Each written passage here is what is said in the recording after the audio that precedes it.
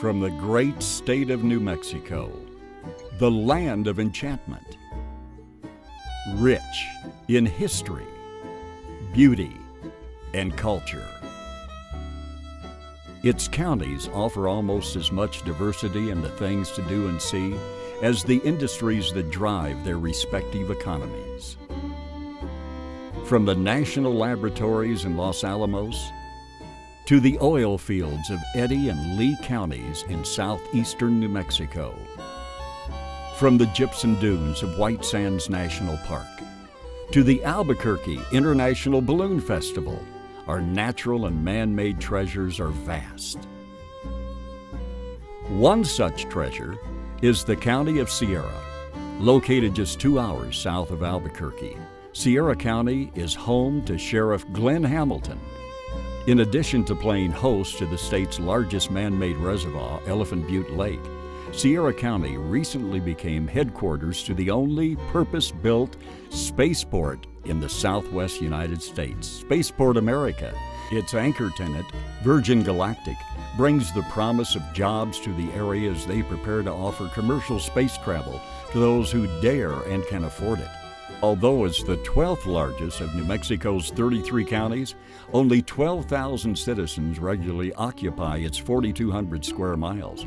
During holiday weekends, however, Sierra County's numbers have been known to exceed 150,000 when the waters of Elephant Butte Lake are at their normal levels. Maintaining order can be quite a daunting task for Sheriff Hamilton and his crew of only 12 sworn deputies. When Sheriff Hamilton isn't watching his deputies take down drug dealers in the community, he can be found running down violators on the waters of Elephant Butte Lake, or perhaps at the elementary schools, educating our youth on the dangers of methamphetamine. On select weekends, you're likely to find him entertaining our military veterans with some of the local musicians at the State Veterans Home located right here in Truth or Consequences. We might be poor, but we're proud, and we're living the best way we know how. We ain't got much, we don't want your pity, for we're country poor and country proud. He currently serves as the legislative liaison for the New Mexico Sheriff's Association, and every year since first elected in 2015, he has joined many of his fellow sheriffs in Santa Fe to battle harmful and unconstitutional legislative proposals.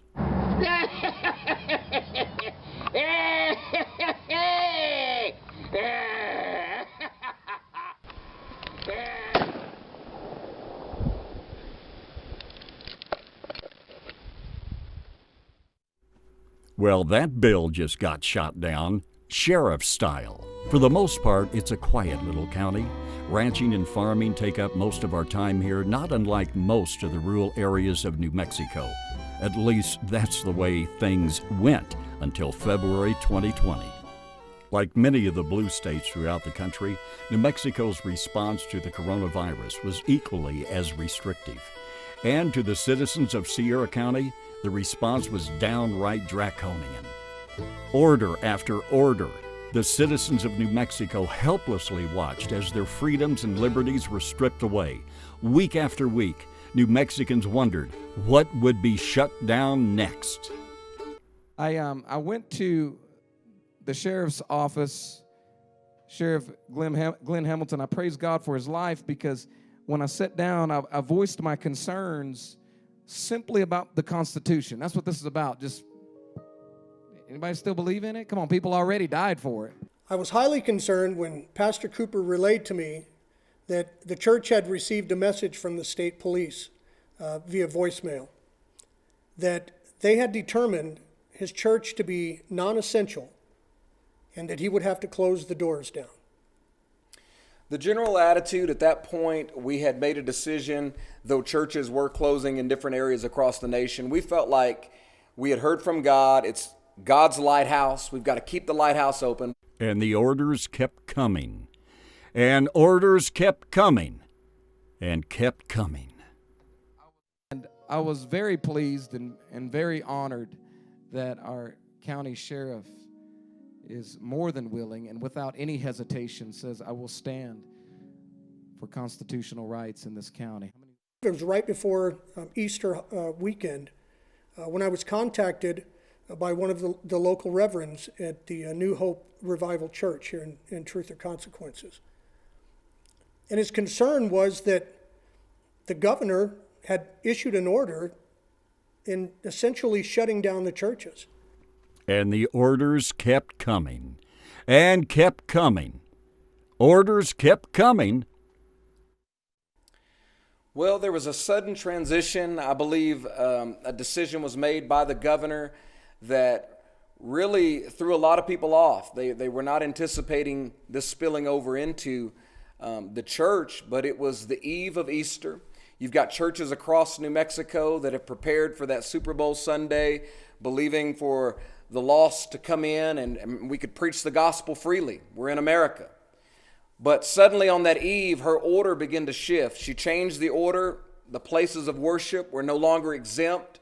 And she followed up with that transition by sending out an alarming text message that hit the entire state. It hit every cell phone. It was an emergency alert. Normally you'd see an Amber Alert of some sort, but this particular alert was sent on assignment to address the church. And within that alert, it said, emergency alert, stay home, not even church is safe. The past two legislative sessions where I was appointed as the legislative liaison for the New Mexico Sheriff's Association. And our number one fight was the Second Amendment and the attack that we were having on the Second Amendment. And our lawmakers up there trying to take away our God-given rights. See, these aren't just rights in the Constitution that our founders sat down and said, you know, it'd be cool if we could do this. No, what they realized was that these aren't rights that the government can give you. These aren't rights that your neighbor can give you. These are rights that God gave you. These are rights that every man, woman, and child is born with. And I'll never forget his courageous, bold stance in that moment where he looked me right in the eye and he said, Pastor, I will stand with you even if that means I have to go to jail. I am here to defend the people, and I'm going to support your constitutional right to have church. And I was scouring the governor's orders to try to find some type of an out, some type of a loophole, something that perhaps maybe she omitted. And I found a little provision in her order that indicated law enforcement were exempt or had been exempted from her mass gatherings restrictions. That he was here to stand with them and really be any barrier needed to make sure that tyrannical governor does not overstep the boundaries and government is not able to conflict with our First Amendment right. So in looking at the governor's order, I realized that, you know, if this pandemic turned out to be this terrible thing that everyone was proclaiming it to be, that there was a likelihood it was going to affect my office potentially. One of my deputies could have been infected. I've got a small department. It would completely run its course and could potentially cripple my ranks. 14-day quarantines with just one exposure could potentially take out my entire staff. Our sheriff, not only did he address our congregation, made them feel extremely comfortable. We are in America, and so they felt very comfortable knowing that our sheriff was here. Not only was he instructing them in their rights in the Constitution, but would later stand with us and deputize our entire church. Ladies and gentlemen, will you please raise your right hand? I state your name. Having been appointed to the position of Special Deputy. New Mexico law allows the sheriffs to issue special deputizations to citizens in good standing in order to help him out in quelling riots and maintaining the peace.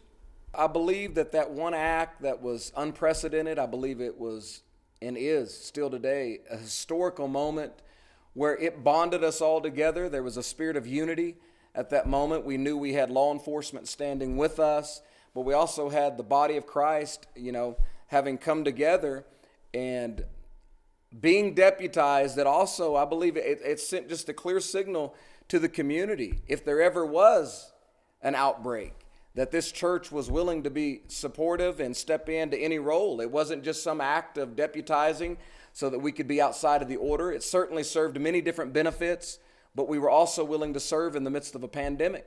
But we are honored and excited today. During that time, we can say there were 0 COVID-19 cases that came out of New Hope Revival Church. Sierra County Sheriff Glenn Hamilton. When the going got tough, this tough sheriff stood on the Constitution.